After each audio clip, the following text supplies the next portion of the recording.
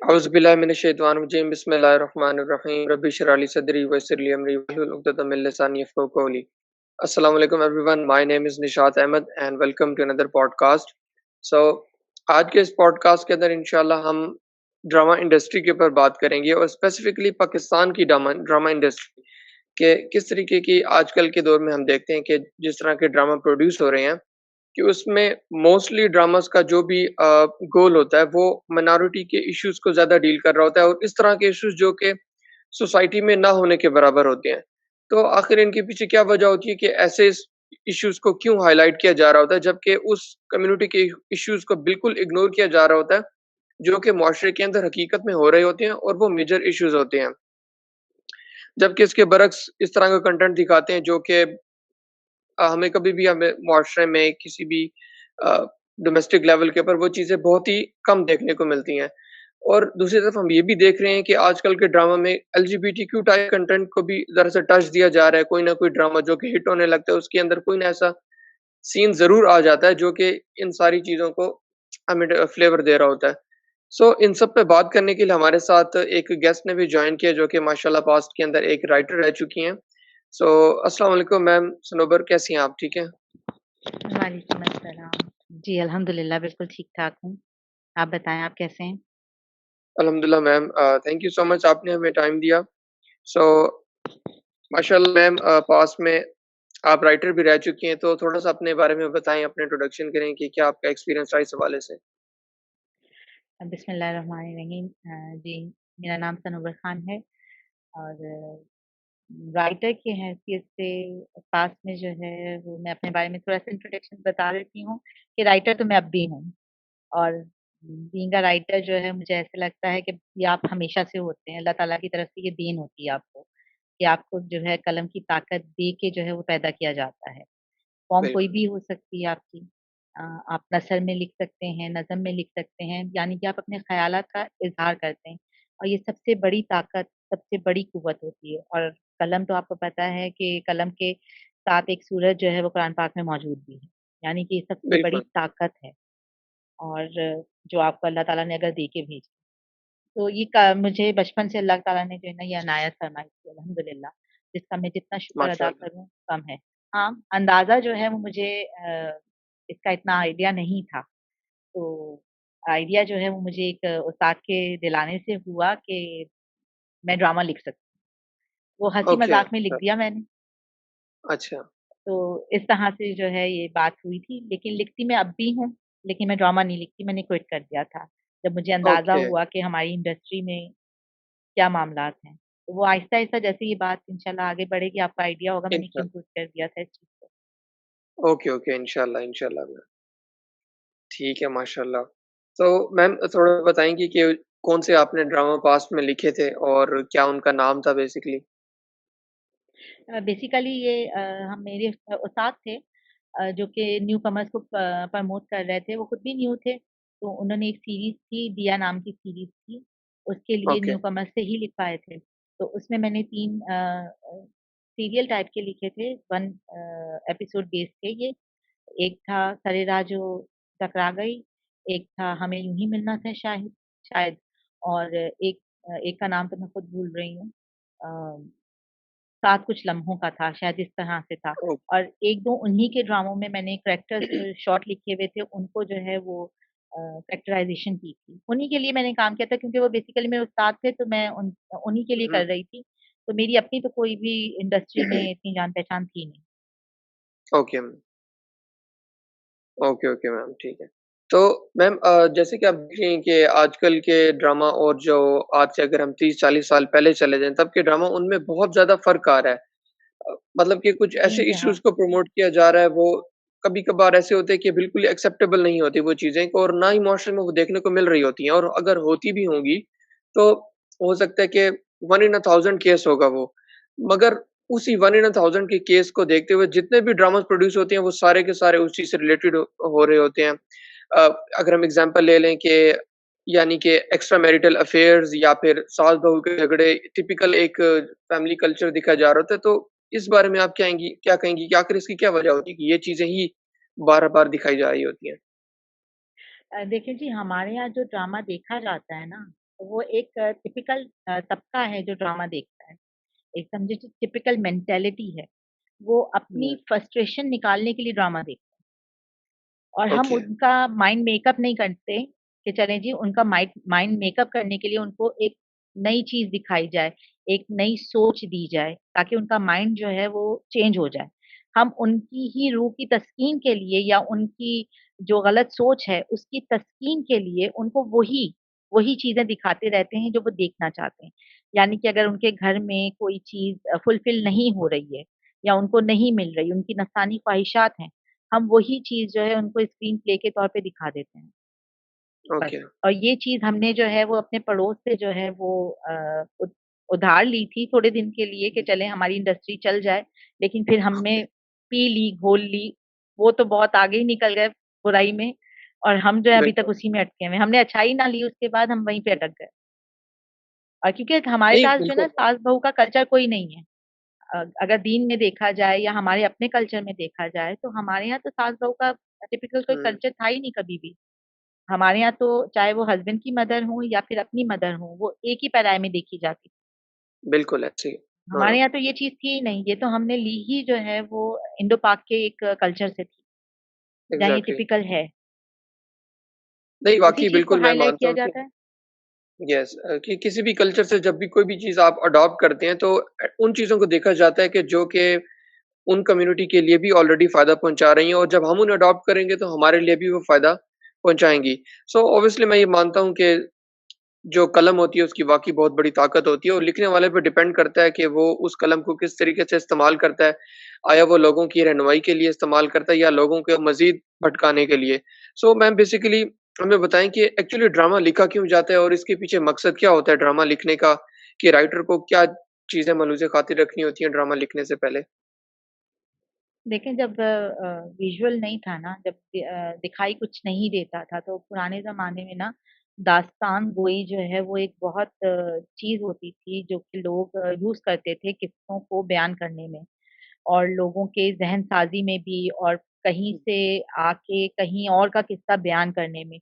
और बच्चों को ख़ास तौर पे पिछले वक़्तों की बातें बताने में ये बाकायदा बुज़ुर्ग जो हैं बड़ा किरदार अदा करते थे। अगर आपका कभी गुज़र हुआ हो तो पुराने बुज़ुर्ग भी हो गए या फिर उस्ताज़ा जो है बाकायदा एक मदारिस में जो है ना एक सेशन हुआ करता था जहाँ दास्तान गोई की जाती थी। जो स्टूडेंट्स बिल्कुल। को जो है वो बाकायदा जैसे जो है ना जैसे आज हम फ़िल्म देखते हैं या कोई चीज़ जी, है, तो वो इस तरह से पोर्ट्रे करते थे चीज़ों को कि बच्चों को लगता था कि ये सब क्या चीज़ें हमारे सामने हुई हैं। तो वो किरदार अपने दिमाग में बना लेते थे। जैसे आप समझ लें जी सहाबा का किरदार हो गया, पुराने बिल्कुल, हमारे हीरोज़ का किरदार हो गया, तो वो उनको जीते थे। फिर वो उनकी तरह बनने की कोशिश करते थे। तो ये बड़ा एक फ़ॉर्मेट था। फिर इसको जो है स्टेज किया जब नया इरा आया। शुरू में तो ओके, काफ़ी अच्छा हुआ, लेकिन जब रोमन एम्पायर ने मुसलमानों को की ताकत-क़ुव्वत को गिराना था, तो उन्होंने इसमें अपने कल्चर की आमेज़िश करके इसको स्टेज किया, प्ले किया मतलब प्ले का ओके, नाम दे दिया इसको ना। तो फिर वहाँ से आया लेकिन तब भी उन्होंने इस चीज़ में ड्रामा रखा। ड्रामा होता है इनैक्ट करना। आपने कोई भी चीज़ जो है वो करके दिखाना। तब भी ओके, ड्रामा रखा गया ना, उसमें 4-5 चीज़ें बड़ी बेसिक होती हैं, उसमें प्लॉट होना चाहिए, कैरेक्टर होना चाहिए, टेंशन्स होती हैं जो कि आपको हुक रख सकें, अब क्या होगा आगे, अब होने क्या जा रहा है, स्टोरी के साथ जॉइन करके रखना। इसी तरह लैंग्वेज इंटरेस्ट पे रखा बहुत जाए गौर किया जाता था। जी? इंटरेस्ट ताकि अ, मेंटेन किया जाए जी देखने वाले इंटरेस्ट को। क्रिएट हो, लोग जुड़े रहें ओके, आखिर वक़्त तक। इसी तरह लैंग्वेज पे बहुत गौर किया जाता था, लैंग्वेज पे बहुत काम होता था कि कोई ऐसी हुँ, लैंग्वेज जो है ना मतलब बाज़ारी लैंग्वेज टाइप की कोई चीज़ ना हो, तो लैंग्वेज आपके तलफ़्फ़ुज़ तक ठीक किए जाते थे। ड्रामा किसी भी हुँ, लैंग्वेज का हो, उस पे बहुत गौर किया जाता था, जो ज़ुबान है, उस पे बड़ी काम होता था। जब तक कि आप अदायगी सही नहीं कर सकते थे, आप स्टेज पे आ ही नहीं सकते थे, क्योंकि पहले तो स्टेज पे परफ़ॉर्म होता था ड्रामा। बिल्कुल, उसके बाद एग्ज़ैक्टली, स्पेक्ट्रल्स होते थे, उसपे ज़रा नॉर्मल काम होता था कि सीन क्रिएट करते हुए आपकी इर्द-गिर्द की चीज़ें जो है ना जिसे आजकल हम ज़ुबान में इफ़ेक्ट्स कह सकते हैं, विजुअल इफ़ेक्ट्स जी, भी कह सकते हैं या फिर आपके कपड़े किस तरह के पहने होंगे, आपका स्टेज का डिज़ाइन कैसा होगा, आजकल सबसे ज़्यादा इसी पे काम होता है। तो वो जो आपका ख्वाहिशात है ना, वो बढ़ जाती हैं। और उसके बाद फिर सबसे जो मेन काम होता था, आपका थीम होता था। एक प्लॉट और एक थीम। प्लॉट होता है स्टोरी लाइन, और थीम होता है कि आपने कंक्लूजन क्या निकालना है जिसपे स्टोरी पूरी चलेगी, कैरेक्टर जो आपके चलेंगे। थीम में ओके। कंक्लूजन देना बड़ा जरूरी होता था प्रॉब्लम का, जो कि हमारे यहाँ एब्सेंट है ही नहीं। बिल्कुल। प्लॉट तो होता है, लेकिन सोल्यूशन आपको आखिर के किसी एपिसोड में नजर आ जाए तो आ जाए, वरना आपको बिल्कुल। सोल्यूशन ऐसा देंगे कि आप कहेंगे ये एंड किया क्या था, करते ही ना बेहतर था। या फिर ऐसा कर देते हैं आजकल तो ये सारी जिंदगी ड्रामा चलता रहे, जिससे जिसका नाम आजकल सोप का दे दिया है, 100 एपिसोड, 200 एपिसोड चले जा रहे हैं। एग्जैक्टली। हम्म। मतलब आप सोचें जी, बच्चे जवान हो गए, उनके बच्चे भी जवान हो जाए, अच्छा आप कभी भी वो एपिसोड लगा के देखेंगे ना, वो ड्रामा ऐसा होगा कि आप 5 साल बाद भी लगा के देखें वो वहीं खड़ा होगा। आपके एग्जैक्टली बच्चे बड़े बिल्कुल। हो जाएंगे, वो ड्रामा वहीं खड़ा होगा। मुझे इनफैक्ट कुछ नाम भी अभी याद आ रहे हैं, मगर मैं नाम नहीं लेना चाहता। इस तरह की कुछ ड्रामे हैं जिनको मतलब एक्स एक ज़बरदस्ती उनको खींचा जा रहा होता है उन ड्रामों को। तो आप ये सोचे ना, तो वो तो फिर वक्त का ज़िया है ना, उन्होंने आपको कुछ नहीं दिया। उन्होंने आपको क्या एग्ज़ैक्ट दिया? टाइम वेस्टेज तो ये बिल्कुल। जो चीजें हैं, तो फिर ये तो आपको, ये इतना बड़ा मीडियम था जिससे आप बहुत काम ले सकते थे, आपने इसको बिल्कुल, जो है नो डस्टबिन डाउट। में डाल दिया। हुँ। और हमारा नहीं, भी वाक़ई में कसूर है थोड़ा, कि हम तो हर उस चीज को व्यूअर्स की अडॉप्ट ही तरफ बाद से। में करते हैं। यहाँ ना मुझे थोड़ा सा हमारे अपने माशरे से थोड़ी शिकायत है कि हुँ, कोई भी हो, पढ़े लिखा तबका हो, दीनी तबका हो, हमने हर उस चीज को बहुत आखिर में अडॉप्ट किया है, जब उस चीज का इस्तेमाल गैरों ने कब्जा कर लिया, कैप्चर कर लिया। जैसे कि बिल्कुल। हमने कलम भी तब इस्तेमाल किया जबकि जब बुरा मवाद बहुत हो गया। हमने लाउड हुँ, स्पीकर का इस्तेमाल तब किया जब लाउड स्पीकर का बुरा बुरा इस्तेमाल अरूज पे हो गया। हमने बिल्कुल, जो है वो टीवी का इस्तेमाल, मीडिया का इस्तेमाल तब किया जब बुराई पूरी कैप्चर कर चुकी है। हम तब क्यों नहीं इस्तेमाल करते जब ये इन होता है, ताकि हम इक्वली काउंटर कर सकें किसी चीज को। मैं बिल्कुल। नहीं, अब वाक़ई। तक पता नहीं हुँ, हुँ, कितने मीडिया पे ना पूछ चुकी हूँ एक सवाल, मुझे आज तक सवाल का जवाब नहीं मिला कि क्या हमारे जो दीनी हीरोज हैं या हमारे जो ओरिजिनल हीरोज हैं, उनके बारे में कोई भी पिक्चर बनाना, कोई भी स्टेज करना बच्चों की फॉर्म में प्रोहिबिटेड है? मुझे आज तक इस बात का जवाब नहीं मिला। Okay, okay. नहीं, वाक़ई मैम आपने एक इसमें एक बहुत अच्छा पॉइंट रेज़ किया है कि जितना भी ड्रामा होता है वो सारा का सारा एक ही थीम को लेके चल रहा होता है और ऐसे होता है कि आखिरी 1-2 एपिसोड के अंदर बिल्कुल ड्रामा 180 डिग्री ऑपोज़िट हो जाता है और बिल्कुल ही अनएक्सपेक्टेड उसके रिज़ल्ट हो जाते हैं। तो फॉर एग्ज़ाम्पल अगर किसी इश्यू को लेकर भी पूरा ड्रामा एड्रेस किया जा रहा है, तो उस ड्रामे के 20 एपिसोड्स हैं। अब ऐसे होता है 20 में से 17 टू 18 सारे नेगेटिविटी दिखाई जा रही होती है और आखिरी 2 एपिसोड्स के अंदर आकर वो बिल्कुल ड्रामा ऑपोज़िट चेंज करके और एंड में जो है ना एक रिज़ल्ट पॉज़िटिव दिखाने की कोशिश करते हैं। सो इसके बारे में आपकी क्या राय है कि मतलब इतनी ज़्यादा एपिसोड ऑब्वियसली नेगेटिविटी दिखा के और आखिरी 1-2 एपिसोड्स में पॉज़िटिविटी दिखाने से ये तो फिर सॉल्यूशन का हल ना हुआ है, तो आपने सिर्फ़ प्रॉब्लम को ही जो है ना पॉइंट आउट किया, सॉल्यूशन तो इसमें पॉइंट आउट ही ना हुआ। जबरदस्ती का एंड करने की कोशिश करते हैं ना, क्योंकि आजकल चीजें कमर्शियलाइज हो गई हैं। प्रोड्यूसर की मर्जी से एंड लिखा जाता है, उनकी पसंद का सारा मामला होता है, ऑन द स्पॉट लिखी जाती हैं चीजें, स्क्रिप्टेड तो कोई चीज होती नहीं ना। ओके, ऑन हैंडेड तो आती ही नहीं है चीज। पहले तो जैसे होता था ना, रिहर्सल्स होती थी, स्क्रिप्टेड स्क्रिप्ट आपको 4 महीने पहले दे दिया जाता था। इस तरह की यस, चीज तो अब होती नहीं है। तो कहानी ओके, कहाँ निकल के सामने आएगी? आप सोचे ना, एग्ज़ैक्टली। 4 प्लॉट्स हैं, मेन 4 प्लॉट्स हैं जिन पे काम होता रहता है, हुँ, जिसका सबसे मेन प्लॉट तो ये है जी, मोहब्बत ही होगी, चाहे आपका जानी दुश्मन हो, उससे भी आपको आखिर में मोहब्बत हो बिल्कुल, जाएगी। एग्ज़ैक्टली। हुँ। सो मैम आप ये कह रही हैं कि बेसिकली इन आजकल के ड्रामा के अंदर जो राइटर होता है उसको बहुत ही कम अथॉरिटी दी जाती है कि जो चीज़ वो लिखता है वो चीज़ एग्ज़ैक्टली नहीं शो कराई जाती या कुछ चीज़ें पेंडिंग छोड़ दी जाती हैं कि वो डिपेंड्स अपॉन के ऑडियंस का रिस्पॉन्स किस तरीके से आ रहा है, फिर उनको ऑन द फ्लाई चीज़ों को किया जाता है। सो इसमें तो फिर आपको जी, ये नहीं लगता कि कहीं राइटर का कलम कॉम्प्रोमाइज़ हो रहा है, उसको मतलब अपनी मर्ज़ी से लिखने की इजाज़त ही नहीं दी जा रही? जी, जी, बिल्कुल। आप ये चीज़ तो मेरे अपने साथ हुई है। मैंने जो चीज़ लिखी थी, मैंने इवन स्क्रीन प्ले तक बना के दिया था। मतलब ओके, एक राइटर अगर लिखता है ना, तो उसका अपना किरदार बहुत झलकता है किसी भी चीज़ में। बिल्कुल। और वो जब कोई चीज़ कंसीव करता है, तो उसको अपना मैटर जो है ना, अपनी औलाद से ज़्यादा अज़ीज़ होता है। हुँ, और जब वो स्क्रीन पे चली तो वो बिल्कुल ही चेंज। तो जब वो सवाल पूछता है तो जवाब ये आता है कि अभी आप इस काबिल नहीं हुए कि आप ये बात कह सकें, क्योंकि अभी तो आप न्यू कमर हैं। अच्छा, क्योंकि ये लोग जो लोग गलत एजेंडे पे काम कर रहे होते हैं ना, वो अक्सर अपने जो मीडिया हाउसेस हो गए ना, पहले तो देखिए पाकिस्तान पीटीवी होता था और जी, वो बिल्कुल। अपनी प्रोडक्शन करता था।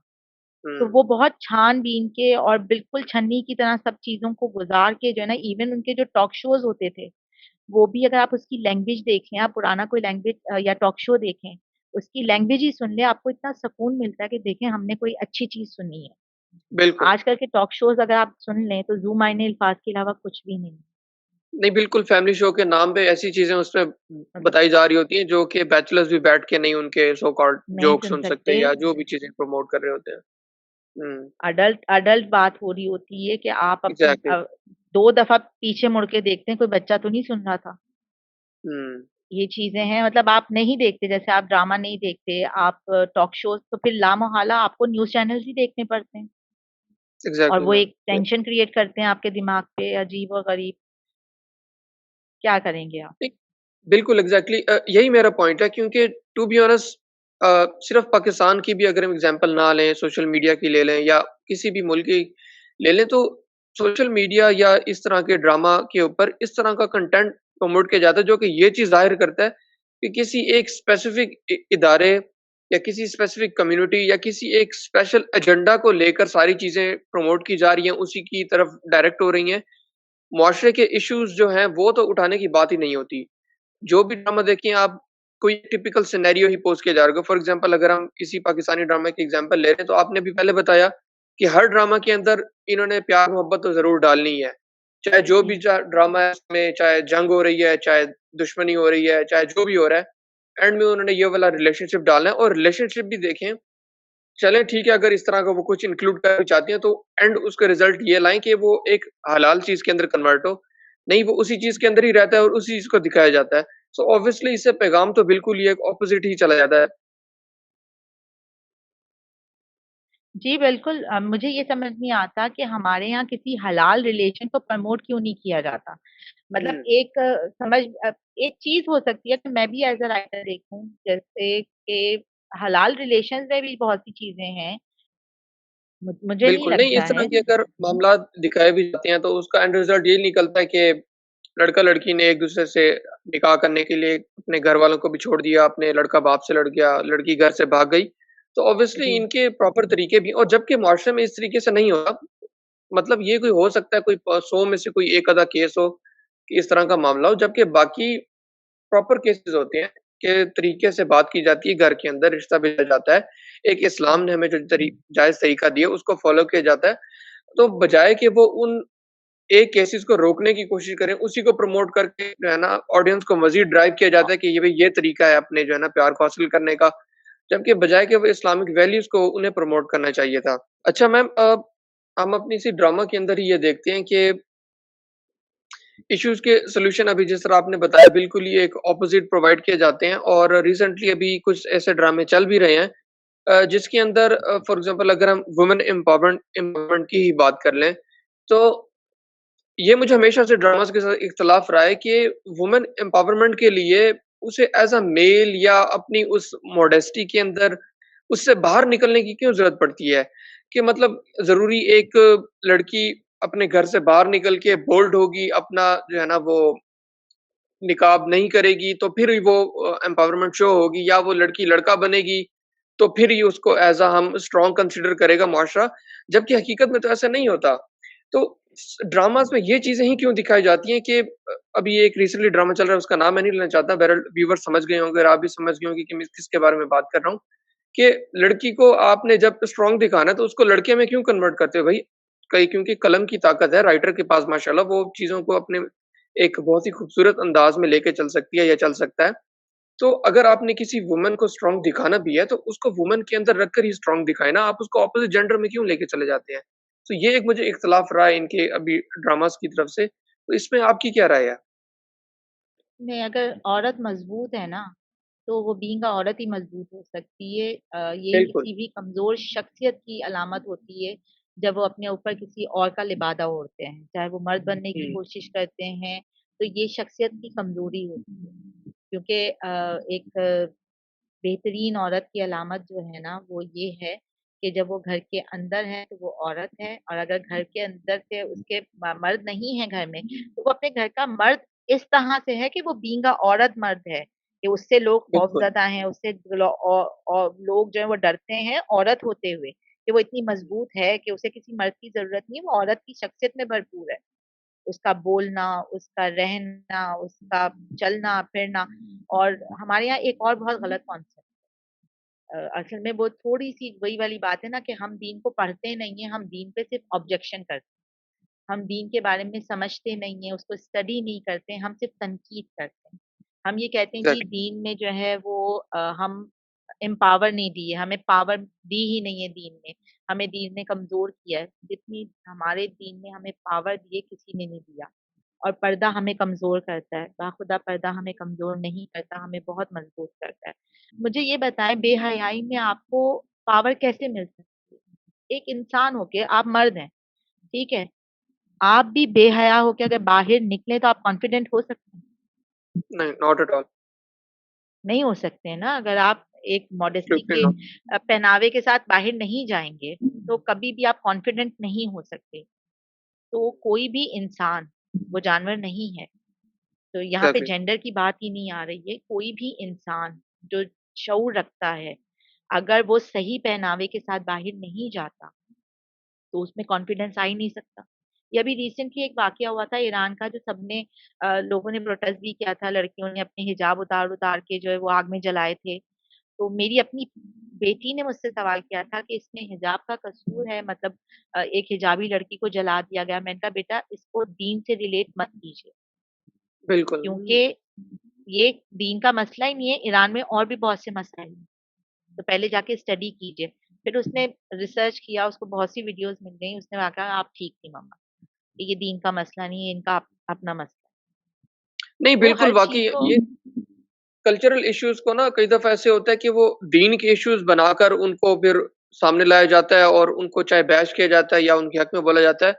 जबकि हम लोग को ये समझने की ज़रूरत है कि कल्चरल वैल्यूज़ और जो रिलिजियस वैल्यूज़ हैं, उन दोनों में फ़र्क होता है। अब ज़रूरी नहीं है कि जो कल्चरल वैल्यूज़ हैं, वही रिलिजियस वैल्यूज़ हों। जिस तरीके से फॉर एग्ज़ाम्पल अगर हम टिपिकल एक पाकिस्तानी कल्चर की बात कर लें कि अगर यहाँ पर एक औरत को एक लड़की को, एक बेटी को वो तालीम के हकूक नहीं दिए जाते जो कि बेटे को दिए जाते हैं और ये बिटर रियलिटी है। हमें कुछ अभी भी अपने मुआशरे में कुछ ऐसे इलाकों में देखने को मिलता है जहाँ पर तालीम कम है। तो लो अब ये एक कल्चरल मसला है। लोगों को अवेयरनेस नहीं है या बाप को उस घर के या सरबराह जो भी है, उसको अवेयरनेस नहीं है कि भई लड़की की भी तालीम उसी तरीके से ज़रूरी है जैसे आप लड़के को दे रहे हैं। अब ये एक कल्चरल मसला है, अब इसको दिखाया जाता है कि नहीं ये जी ये दीन इस तरह कहता है कि जी शायद इस्लाम में है कि लड़की की तालीम ज़रूरी नहीं है, लड़की घर में रहे, जबकि ऐसा बिल्कुल भी नहीं है। इस्लाम हर लिहाज़ से जो जितने राइट इस्लाम एक लड़की को देता है, यहाँ कोई भी और मज़हब नहीं देता। तो लोग हमेशा से कल्चरल वैल्यूज़ को रिलिजियस वैल्यूज़ के साथ कन्फ्यूज़ करके दीन को बैश करते हैं, इस्लाम को बैश करने की कोशिश करते हैं। बिल्कुल यही बात है। और अगर मैं आपको बताऊँ, जितनी मेरी नॉलेज है ना, जो अब तक मैंने थोड़ा बहुत जो पढ़ा है, अ, हमारे यहाँ दीन में हुँ, फिज़िकल और एजुकेशन के तौर पे, और आपकी जो स्किल्स होती हैं, ख़ास तौर पे कोई भी जो टेक्निकल स्किल्स होती हैं, ये तीनों को मिला के एजुकेशन है। हुँ, कि बिल्कुल। आप, अगर अल्लाह ना करे आपके घर में कोई मर्द नहीं है, तो आप कमा भी सकें। मैं औरतों के लिए बात कर रही हूँ ये, कि आपको कोई जी, स्किल आनी चाहिए, कोई-सी भी स्किल आए। क्योंकि हमारी सहाबियात ने जो है रज़ी अल्लाह तआला अन्हा ने जो है वो कमाया भी है, अपने बलबूतों पे बहुत से काम करती थी, वो बिज़नेस करती थी बिल्कुल, जिनसे वो कमाती थी। वो जंगों में हिस्सा लेती थी, ज़ाहिर-सी बात है उनको लड़ना आता था तो वो लेती थी ना। हमारे यहाँ सिर्फ़ एक चीज़ मशहूर है कि वो नर्सिंग करती थी, वो ज़ख्मियों को पानी पिलाती थी, नहीं जी, वो तलवार भी चलाती थी। उन्होंने बहुत सी सहाबियात ने बाकायदा तलवारें चलाई हैं। हमने स्टडी नहीं की ना, इस वज़ह से हमें पता ही नहीं है, हम नाम नहीं ले सकते। तो जाके आप स्टडी करें, हिस्ट्री करें। मैं इस तरह के किरदारों को चाहती हूँ कि आप पोर्ट्रे करें। मैंने इसीलिए पूछा था कि ये प्रोहिबिटेड तो नहीं है। अब जब ये किरदार आप दिखाएँगे अपनी लड़कियों को, अपनी औरतों को, तो उनका किरदार कितना बुलंद होगा। पर्दा हो बिल्कुल। गया, ये सब चीज़ें तो सेकेंडरी हो जाएँगी। कहाँ रह जाएंगी जब औरत आपका दीन आपको जब इतनी हिम्मत और करेज देगा। देखें ये मीडिया कर सकता है, क्यों नहीं कर सकता। आजकल नहीं, टिकटॉक पे बिल्कुल। भी आप बेहयाई दिखा रहे हैं, सारी चीजें दिखा रहे हैं। आप सही तौर पे अगर इस मीडिया को यूज करना शुरू कर दें, मैं कहती हूँ और किसी चीज की जरूरत ही नहीं पड़ेगी आप।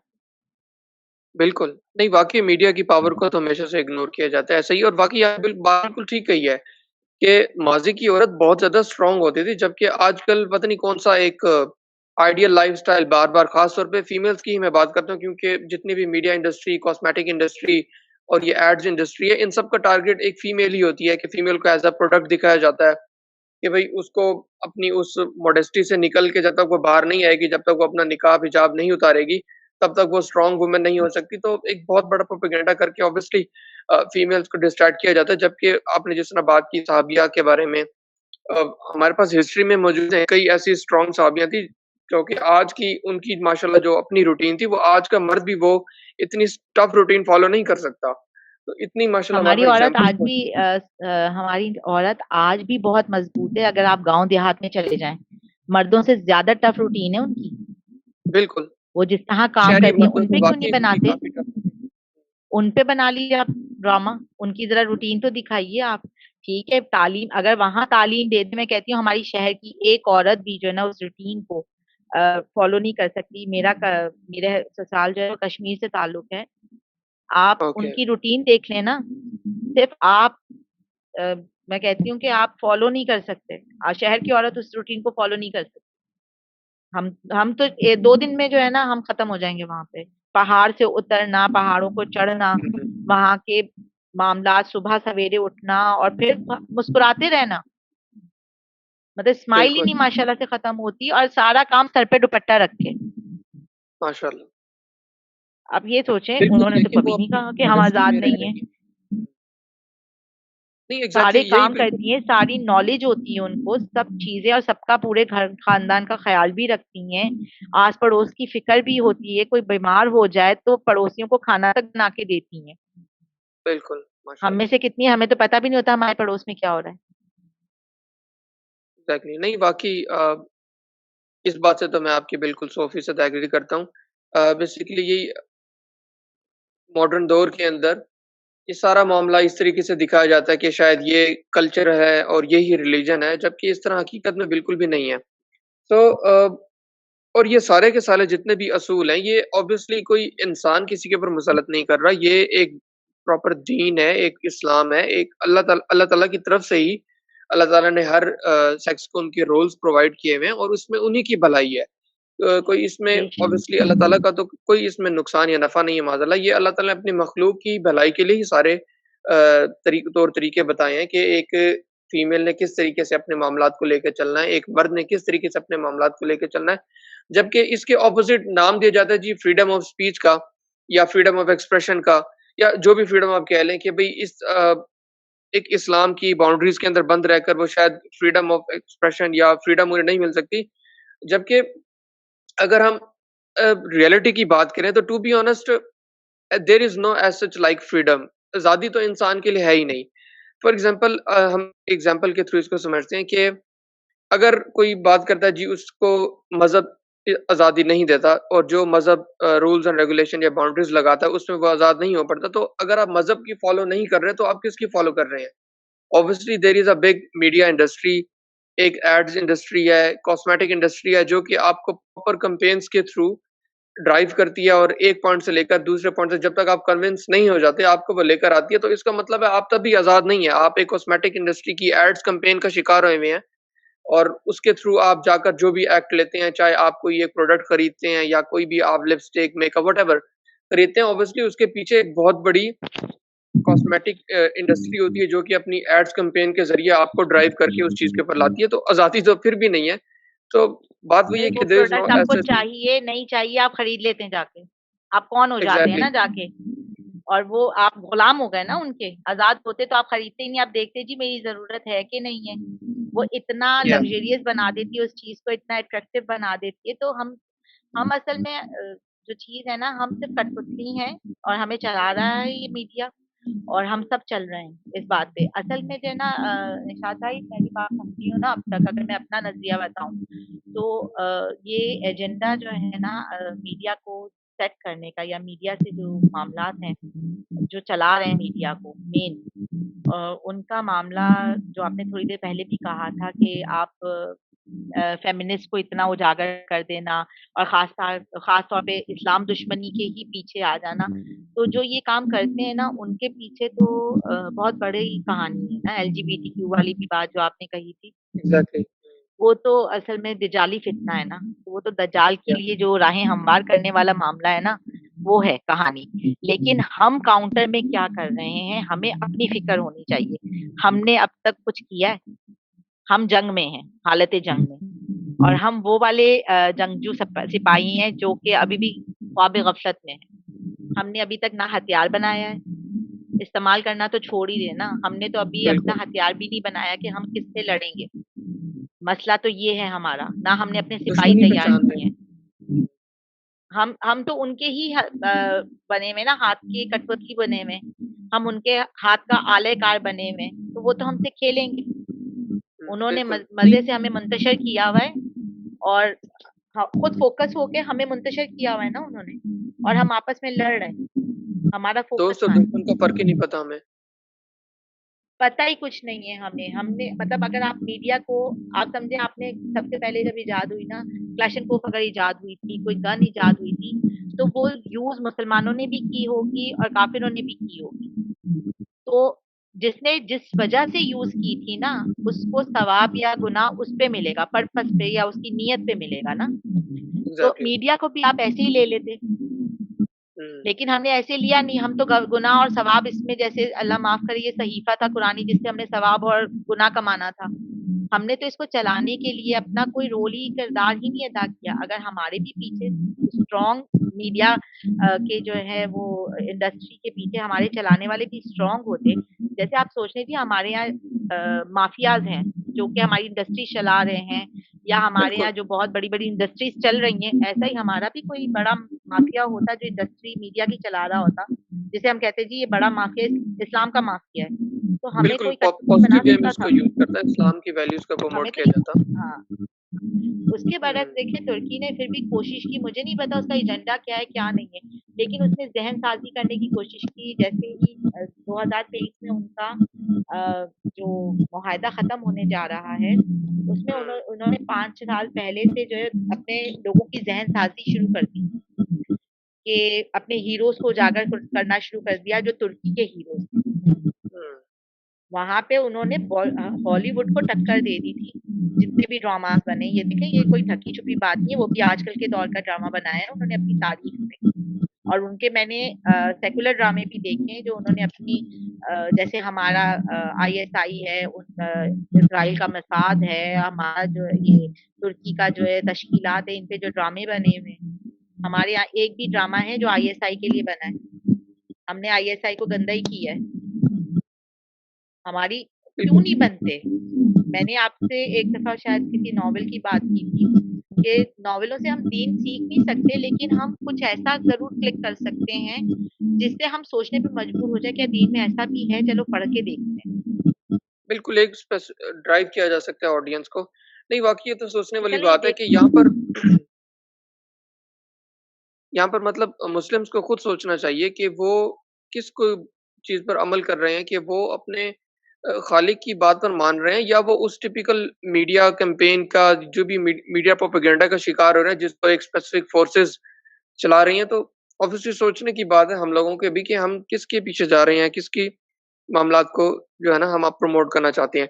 अच्छा मैम, ड्रामास की अगर हम बात करें तो उसमें ये है कि जो इश्यूज़ दिखाए जाते हैं वो कि सोसाइटी में ऑलमोस्ट नन होते हैं, यानी ना होने के बराबर होते हैं। जबकि जो मेन इश्यूज़ होते हैं अ, उनको नहीं दिखाया जाता, उस पे कोई ड्रामा नहीं बनता, उस पे कोई अवेयरनेस नहीं जनरेट की जाती, और ऑडियंस की डिमांड भी ऑब्वियसली उनके मेन इश्यूज़ ही होते हैं कि उनको मेन इश्यूज़ एटलीस्ट हाइलाइट किए जाएँ और फिर उसका सॉल्यूशन प्रोवाइड किया जाए प्रॉपर। तो इसके बारे में आप क्या कहेंगी कि मेन इश्यूज़ को क्यों हमेशा से इग्नोर किया जाता है और गिने-चुने 1-2 इश्यूज़ को ही दिखाया जा रहा होता है बार-बार? नहीं, ज़्यादा ऑडियंस की ना डिमांड नहीं है। एक बहुत कम ऑडियंस की डिमांड है कि वो जो मेन इश्यूज हाईलाइट हो।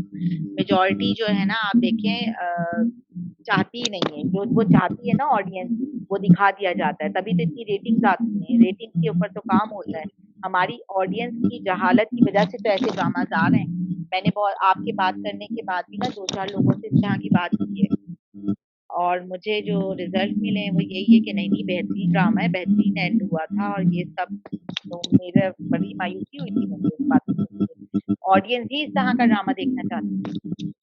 आपको भी ओके, सुन के शायद हैरत होगी, हमारी ज्यादातर बिल्कुल, आई एम ऑडियंस जो सरप्राइज्ड। है देहात में बैठी है, और वो हुँ, जाहिर सी बात है कि वो उसको तो कवर नहीं करे ना। मैंने भी आपको कहा हमारी देहात की औरत बहुत मेहनती औरत है, उसको हुँ, क्यों नहीं आप हाईलाइट करते?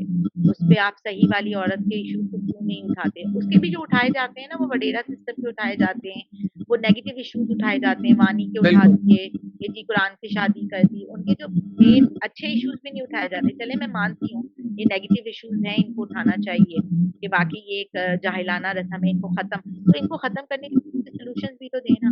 इनको उठा के इनकी बुराइयाँ ही बुराइयाँ, बुराइयाँ बता रहे हैं, इनको खत्म करने के भी तो तरीके सॉल्यूशन तो दें ना, करें क्या इनके बारे में? सिर्फ़ बुराई दिखा के उसपे पॉज़ लगा दिया, सॉल्यूशन बताएँ। मेरा मतलब मेरा अपना नज़रिया ये है कि हमें सॉल्यूशन भी देना चाहिए, इसका सॉल्यूशन क्या आएगा? लेकिन हम इस बिल्कुल। तरह की चीज़ों को हाइलाइट नहीं करते, तो जब हम गाँव वालों के लिए जो चीज़ उसको बहुत अट्रैक्ट करती है, शहर ऐसा होगा, अच्छा शहरों में ऐसी गाड़ियाँ होती हैं, तो वो भी हुँ। यही देखना चाहते हैं। अगर हम इस तरह की स्पेसिफिकली एलजीबीटीक्यू की ही बात करें तो कुछ ड्रामास अभी रिसेंटली भी एक चल रहा है और पहले भी एक चला जिसके अंदर इस तरह का कंटेंट दिखाया जाता है कि बेसिकली लड़की को ऑपोजिट ड्रेसिंग करवा के ड्रामा में दिखाया जाता है या अगर इंटरसेक्स के बारे में बात की जाए खुनसा जिसको हम अरबी में कहते हैं उनको ड्रामास में दिखाया जाता है। सो जबकि इन रियलिटी इनकी जो पॉपुलेशन की रेशियो है वो बहुत ज़्यादा कम है यानी 1000 में से कोई एक होगा इंटरसेक्स वाला केस। जबकि ड्रामा के अंदर दिखाया इन लोगों को जाता है और इस तरह का मोटिव ये किया जाता है कि शायद इनकी एक बहुत बड़ी पॉपुलेशन मौजूद है। सो इससे आपको नहीं लगता कि मैम ये मतलब रियलिटी को फिर छुपाने वाली बात हो गई ना, जो हक है वो तो जो सच बात है वो दिखाई नहीं जा रही और रियलिटी को बिल्कुल ये लोग छुपा रहे हैं। ये असल में इस इश्यू को ना नॉर्मलाइज़ करने की कोशिश कर रहे हैं ना, ज़हन-साज़ी कर रहे हैं। और कुछ भी नहीं है। मैं आपको क्या बता रही हूँ कि ये मीडिया जो है ना, ये सही इस्तेमाल कर रहे हैं ना, हमें समझ नहीं आ रही है। जो भी वैसे तो मैं बहुत सी चीज़ों में समझ नहीं पा रही हूँ कि ये चीज़ें जो है ना ये अभी क्योंकि बहुत से ऐसे नाम भी हैं जिनका मैं नहीं सोच सकती थी कि वो इस तरह के काम करेंगे। लेकिन वो हुँ, भी आजकल इन्वॉल्व नज़र आते हैं। शायद मीडिया का प्रेशर है या फिर रोज़ी-रोटी कमाने के पीछे सारा मामला है। लेकिन ये है कि ये चीज़ों को ना नॉर्मलाइज़ अब हम तो अभी पाकिस्तान इंडस्ट्री की बात कर रहे हैं ना, लेकिन पूरी दुनिया में इस इश्यू को बहुत ज़्यादा बनाया जा रहा है और बिल्कुल। बहुत सी चीज़ों को जो है ना हाइलाइट किया जा रहा है, तो वो नॉर्मलाइज़ कर रहे हैं, कि लोगों हुँ, के लिए ना नॉर्मल हो जाए, हम कैज़ुअल लेने लगे इस एक्सेप्ट बात करें लोग को। इसे। समझ आई ना? तो ये जब कैज़ुअल लेने लगेंगे तो हमें फ़र्क ही नहीं पड़ेगा। तो हुँ, यही तो बात है, तो हम बाकी चीज़ों को कैज़ुअल क्यों नहीं करते जो असल में हो।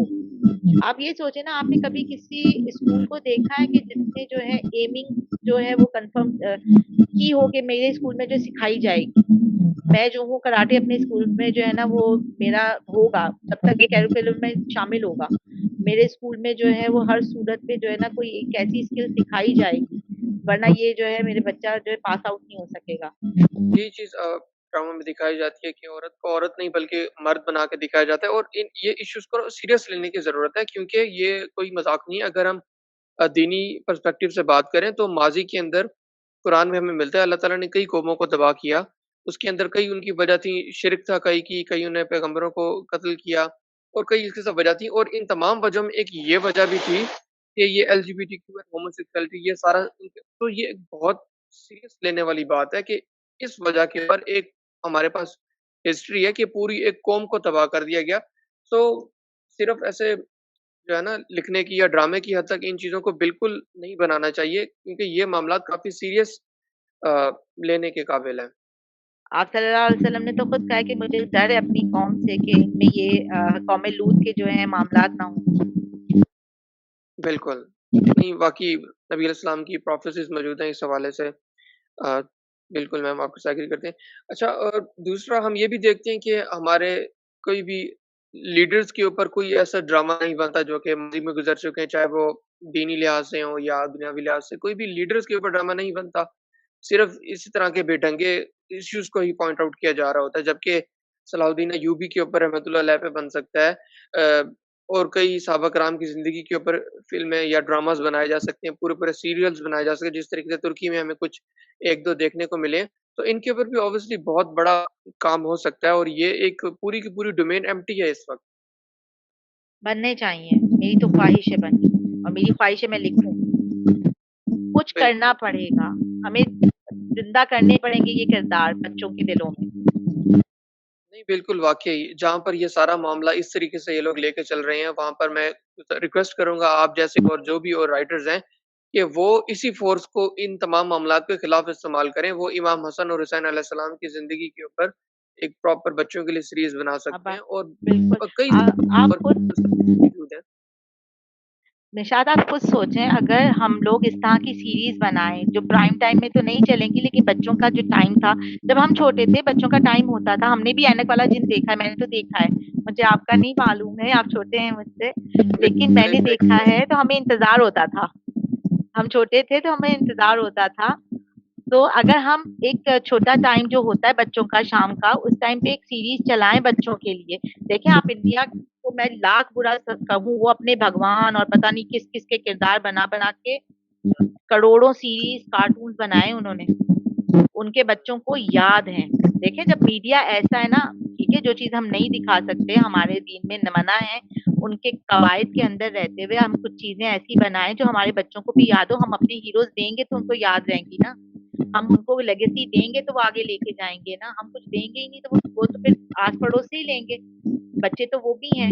हम जब टॉयज़ देते हैं तो वो भी तो हम टॉयज़ जैसे कहते हैं ना कि बकरा हिंदू मुसलमान हो गया और गाय हिंदू हो गई, वही वाला हमने हाल हर चीज़ का कर दिया है।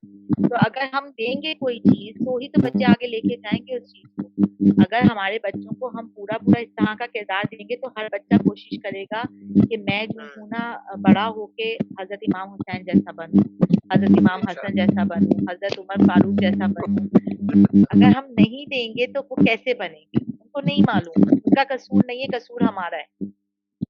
हमने हर चीज़ किताबों में बंद कर दी और फिर अच्छा पहले तो हम किताबों में भी लिख रहे थे और इतनी मुश्किल लिखी कि वो पढ़ने जाते हैं, तो भी उनको समझ नहीं आती। ये बात नहीं है ये ना कि हमारा कसूर है। नहीं, वाक़ई बहुत बड़ा एक ज़रिया जिसके ज़रिए से हम एक पॉज़िटिव रोल चीज़ों का दिखा सकते हैं और एक इसे बहुत ही हम पॉज़िटिव वे में यूज़ कर सकते हैं। सो मैम आपसे मैं जानना चाहूँगा कि आपका फ्यूचर में इरादा है इंशाल्लाह मज़ीद लिखने का और इस हवाले से जो हमने बात की कि पॉज़िटिव चीज़ें दिखाई जाएँ, इनको लिखा जाए और फिर इनको प्रॉपर एक सीरीज़ में कन्वर्ट किया जाए। तो इस बारे में आपका कोई इरादा है फ्यूचर में दोबारा से इंशाल्लाह मेरा लिखने के बहुत बाद? दिल है, मेरे बहुत ख़्वाहिश है कि मैं इस चीज़ के लिए लिखूँ। करिश तो बिल्कुल, है, शुजात तो है, बस हमने उस पे धुन कहते हैं ना धूल डाल दी है। हैं तो वो हाँ, मुसलमान ही ना, कैसे नहीं इस चीज़ को अट्रैक्ट करेंगे। बिल्कुल। बहुत नहीं वाक़ई करेगी ये चीज़। बच्चों को क्योंकि ये सारी चीज़ें ये आयरन मैन, स्पाइडर-मैन ये तो सारी फैंटेसीज़ हैं, ये तो रियलिटी में एक्ज़िस्ट भी नहीं करते, जबकि रियलिटी में जो असल में हिस्ट्री में हीरोज़ रह चुके हैं, उन पे बच्चों को ड्रामाज़ बना के दिखाएँ, उनके लिए सीरीज़ प्रॉपर होनी चाहिए, बड़ों के लिए होनी चाहिए, ताकि एट लीस्ट लोगों को पता लग सके कि भई उनके सारे हीरोज़ आखिर कौन थे, रिज़्म कहानियाँ होनी चाहिए।